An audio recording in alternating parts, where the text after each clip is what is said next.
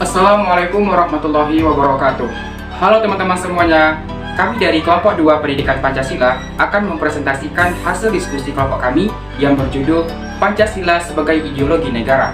Berikut anggota kelompok 2. Yang pertama saya sendiri, Dada Saputra. Yang kedua Anissa Khairani. Yang ketiga Junita Febrianti. Yang keempat Ira Apriana. Yang kelima Mariza Cahyadi. Dan yang keenam Reza Madlin. Adapun tujuan video presentasi ini adalah untuk memenuhi tugas akhir dari mata kuliah Pendidikan Pancasila dengan dosen pengampu Ibu Indriani MPD.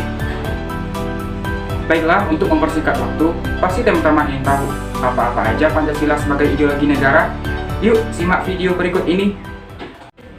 Pancasila sebagai ideologi negara. Poin A, sumber historis, sosiologis, dan politis Pancasila sebagai ideologi negara. Yang pertama, sumber historis Pancasila sebagai ideologi negara adalah proses perumusan Pancasila yang dimulai awal saat sidang BPUPKI pertama oleh Dr. Rajiman Widyodiningrat yang mengutarakan suatu masalah. Tanggal 1 Juni 1945, pada sidang tersebut, Insinyur Soekarno berpidato secara lisan bahwa rumusan dasar negara Indonesia di dalamnya termuat isi rumusan 5 prinsip sebagai satu dasar negara yang diberi nama Pancasila. Dan sejak itulah perkataan Pancasila menjadi bahasa Indonesia yang merupakan istilah umum. Sumber sosiologis Pancasila sebagai ideologi negara.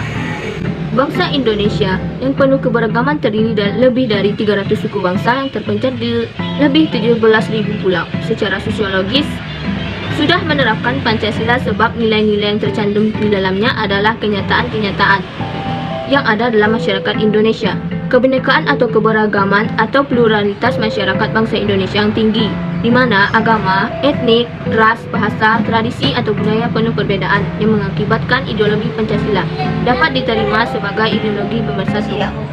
Bangsa Indonesia yang plural secara sosiologis memerlukan ideologi pemersatu Pancasila. Oleh sebab itu, nilai Pancasila perlu dijaga dan perlu dilestarikan. Pancasila sebagai ideologis negara. Unsur-unsur politis yang membentuk Pancasila sebagai ideologi negara diliputi oleh 5. Yang pertama, sila ketuhanan yang Maha Esa dilaksanakan dalam bentuk semangat toleransi antar umat beragama. Yang kedua, sila kemanusiaan yang adil dan beradab, diwujudkan penghargaan terhadap pelaksanaan HAM di Indonesia.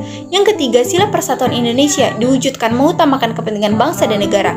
Yang keempat, sila kerakyatan yang dipimpin oleh hikmat kebijaksanaan, diwujudkan dengan mengambil keputusan berdasarkan musyawarah dan mufakat. Yang kelima, sila keadilan sosial bagi seluruh rakyat Indonesia, diwujudkan dalam bentuk tidak menyelewengkan kekuasaan untuk memperkaya diri. Akan menyampaikan materi yang terkait dengan argumen tentang dinamika sebagai ideologi negara. Dinamika Pancasila sebagai ideologi negara dalam sejarah bangsa Indonesia menunjukkan adanya perang surut dalam penerapan nilai-nilai Pancasila.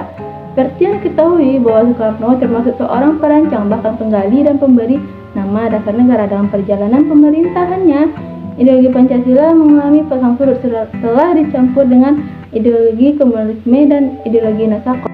Materi tentang argumen tantangan Pancasila sebagai ideologi negara. Tantangan yang melanda bangsa Indonesia adalah yang pertama dilihat dari kehidupan masyarakat.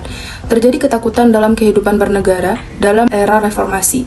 Sebab perubahan sistem pemerintahan yang sangat cepat, masyarakat merasa bebas tanpa tuntunan nilai dan norma kehidupan dalam bernegara.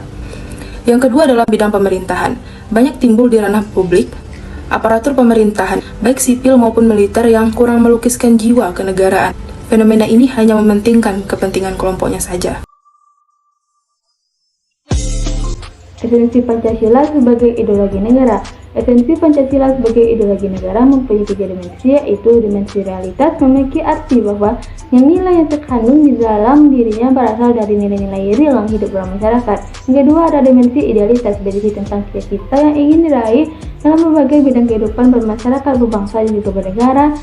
Yang ketiga ada dimensi fleksibilitas, berisi kekuatan atau relevansi yang merangsang masyarakat untuk mengembangkan pemikiran-pemikiran baru tentang nilai-nilai dasar yang terkandung di dalamnya. Urgensi Pancasila sebagai ideologi negara. Dalam memahami hal ini terdapat 2 pendekatan, yaitu pendekatan institusional dan pendekatan sumber daya manusia. Nah, apa saja sih peran Pancasila sebagai ideologi negara? Yang pertama, ideologi negara sebagai penuntun warga negara. Artinya, setiap warga negara harus didasarkan pada petunjuk moral. Yang kedua, ideologi negara sebagai penolakan terhadap nilai-nilai yang tidak sesuai dengan sila-sila Pancasila.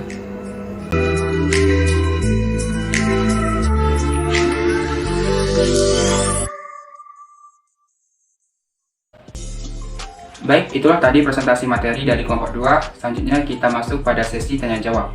Pertanyaan pertama yaitu dari saudari Tri Vidya Rahmadani. Berikut pertanyaannya. Pada era globalisasi ini, banyak hal yang dapat merusak mental dan nilai moral Pancasila yang menjadi kebanggaan bangsa dan negara Indonesia. Bagaimana cara kita sebagai mahasiswa ikut berperan mengatasi hal tersebut? Pada sesi tanya jawab, kami dari kelompok 2 untuk video presentasi kali ini cukup menampilkan satu pertanyaan saja, dikarenakan waktu kita yang sangat terbatas. Jadi bagi teman-teman yang ingin bertanya, silahkan ketik pertanyaannya di kolom komentar.